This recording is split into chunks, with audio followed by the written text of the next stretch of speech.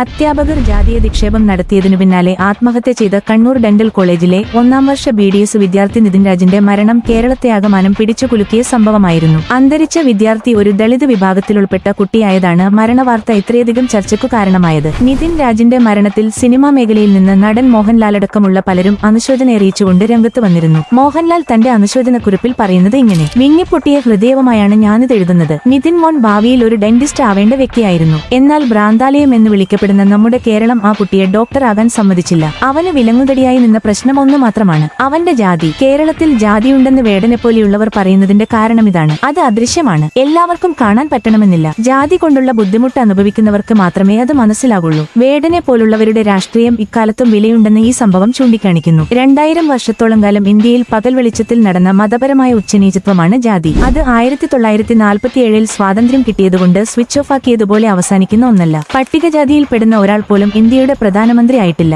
എന്നാൽ പട്ടികജാതിക്കാരുടെ ജനസംഖ്യയുടെ പകുതി പോലും ഇല്ലാത്ത ബ്രാഹ്മണർ ഇന്ത്യയുടെ ആകെ പ്രധാനമന്ത്രിമാരുടെ ലിസ്റ്റിൽ പകുതിയോളം പേരാണ്. ഒരു OBC-ക്കാരൻ പോലും ഇന്ത്യൻ പ്രധാനമന്ത്രിയാകുന്നത് സ്വാതന്ത്ര്യം കിട്ടി നൂറ്റാണ്ട് കഴിഞ്ഞ് മാത്രമാണ്. പിന്നെ എവിടെയാണ് ജാതി അസ്തമിച്ചു എന്ന് നിങ്ങൾ പറയുന്നത്? നിതിൻ രാജിനെതിരെ സംഭവിച്ചത് ഒരു ഒറ്റപ്പെട്ട സംഭവമല്ല. കേരളത്തിൽ കഴിഞ്ഞ കുറച്ചു വർഷങ്ങളായി ഇതുപോലെ ഒരുപാട് സംഭവങ്ങൾ കാണാൻ സാധിക്കും. അത് എപ്പോൾ മുതലാണ് എന്ന് പ്രത്യേകിച്ച് പറയേണ്ട കാര്യമില്ല. കേന്ദ്രത്തിൽ ഞങ്ങളെ അനുകൂലിക്കുന്ന സർക്കാർ വന്നപ്പോൾ ഞങ്ങൾക്കിനി എന്തും ചെയ്യാം എന്ന ധൈര്യം ഒരു പ്രത്യേക വിഭാഗക്കാർക്ക് വന്നു. അവരാണ് അവർണരെ പീഡിപ്പിക്കുന്നതിൽ മുന്നേ എടുക്കുന്നത്. നിതിൻ രാജിനെതിരെ നടന്നത് പഴയ ആർഷഭാരത സനാതന സംസ്കാരത്തിലേക്ക് പോകുന്നതിനു മുമ്പുള്ള ആദ്യ പടിയാണ്. പക്ഷേ ഒരു കാര്യം സമ്മതിച്ചേ പറ്റൂ: ഈ സംഭവം നടന്നത് കേരളത്തിലായതുകൊണ്ടാണ് ഇത്ര വലിയ വാർത്തയായത്. ഇന്ന് ബാക്കിയുള്ള സംസ്ഥാനങ്ങളെ അപേക്ഷിച്ച് ഏറ്റവും കുറഞ്ഞ ജാതിവരി നടക്കുന്ന സംസ്ഥാനമാണ് കേരളം. ഉത്തരേന്ത്യയിലേക്ക് പോയി നോക്കുകയാണെങ്കിൽ അവിടെ ദിനംപ്രതി നടക്കുന്ന കാര്യങ്ങൾ നമുക്ക് ഇവിടെ നിന്ന് ചിന്തിക്കാൻ പറ്റുന്നതിലധികമാണ്. അതുകൊണ്ടുതന്നെ നിലവിലെ സാഹചര്യത്തിൽ കേരളമല്ല ഭ്രാന്താലയം. കേരളത്തിൽ കാലങ്ങളായി മാറി മാറി ഭരിച്ച സർക്കാരുകളുടെ മികവാണ് കേരളത്തിൽ കുറേയധികം അവർണർക്കെതിരെയുള്ള പീഡനങ്ങൾ കുറഞ്ഞതിന് കാരണം. ഈയൊരു സംഭവം വലിയ വാർത്തയായതുകൊണ്ട് അതിന്റെ പേരിൽ ദളിതർക്കെതിരെയുള്ള പീഡനങ്ങൾ കുറയാനൊന്നും പോണില്ല. ഉത്തരേന്ത്യയിൽ അവർണർക്കെതിരായുള്ള പീഡനങ്ങൾ വർദ്ധിക്കുന്തോറും കേരളത്തിലും വർദ്ധിച്ചുകൊണ്ടിരിക്കും. കേരളത്തിലെ ആബാലവൃന്ദം ജനങ്ങളും ജാഗരൂകരായി നിൽക്കേണ്ട സമയമാണ് ഇനി വരാനുള്ളത്. വെള്ളം കോരുന്ന തൊട്ടിയിൽ ഒരുട്ട മാത്രം വീണാലും ആ തൊട്ടി ചോരും. പിന്നെ ആ തൊട്ടി കൊണ്ട് പ്രയോജനം ഉണ്ടാവില്ല. അതുകൊണ്ട് കേരളത്തിൽ ഇത്തരത്തിലുള്ള ഒരു സംഭവം പോലും ഉണ്ടാകാതിരിക്കാൻ ശ്രദ്ധിക്കേണ്ട ചുമതല എല്ലാവർക്കുമുണ്ട്. മോഹൻലാൽ കൂട്ടിച്ചേർത്തു.